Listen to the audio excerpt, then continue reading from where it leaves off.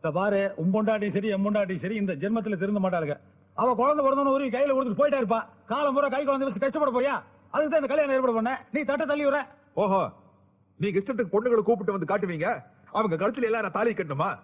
நீங்க அம்மனி கல்யாணம் பண்ணிக்கிறோம்னு சொன்னோன்னு அவ கருப்பா சாப்பாரு கூட விசாரிக்காம நான் பஸ் ஏறினா எதுக்காக?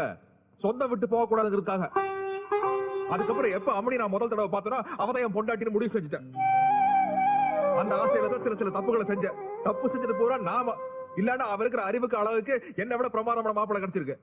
பாருங்க, வேற வழி இல்லாம அவன் இந்த வீட்டுல வந்து இருக்கிறா. அவன் இங்க இருக்கிற வரைக்கும் அவன் மனசு கஷ்டப்படாம நடந்துக்கனா அதான் எனக்கு ரொம்ப முக்கியம். நீங்க உங்க பொண்டாட்டி மேல இருக்கிற கோவத்துல என் பொண்டாட்டி பழி வாங்கிறாதீங்க.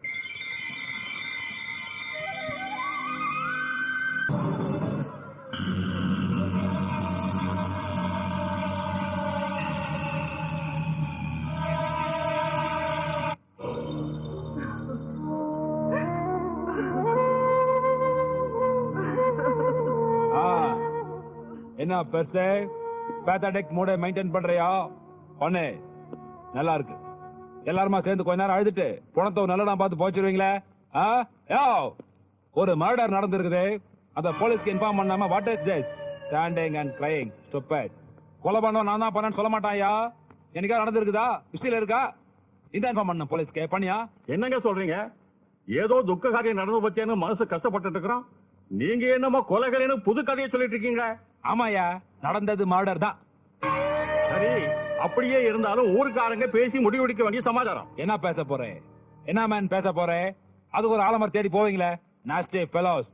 பஞ்சாயத்து போர்டுல எலெக்ஷன் நடக்குதோ இல்லையோ, உங்க பஞ்சாயத்து மட்டும் மரத்துக்கு மாதிரி நடந்துக்குது. 3 days பிஃபோர் ஊருக்கு வந்தோம் நானு. எனக்கு தெரியுது, உனக்கு தெரியல?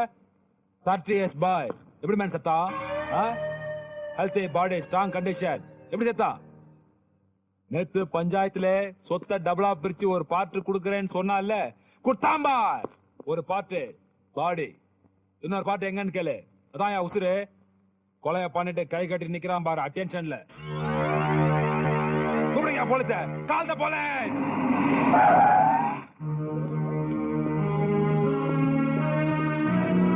என்னையா எல்லாம் மலைச்சு போய் நிக்கிறீங்க? உங்களுக்கு வேணா இந்த ஊர் மேல அக்கறை இல்லாம இருக்கலாம், ஆனா எனக்கு இருக்கு. ஏன்னா நான் அந்த ஊருக்காரன். நான் தான் கம்ப்ளைண்ட் பண்ணி இவங்களை கூட்டு வந்தேன். என்ன தைரியம் இருந்தா ஒரு கிரிமினல் கேஸ எல்லாரும் சேர்ந்து மூடி வச்சிருப்பீங்க. சார், இந்த பிரச்சனைக்கு காரணம் இவன் தான் சார். இவர் உங்க மேல கம்ப்ளைண்ட் கொடுத்திருக்காரு. இது விஷயமா எது சொல்றதா இருந்தாலும் ஸ்டேஷன்ல வந்து சொல்லுங்க.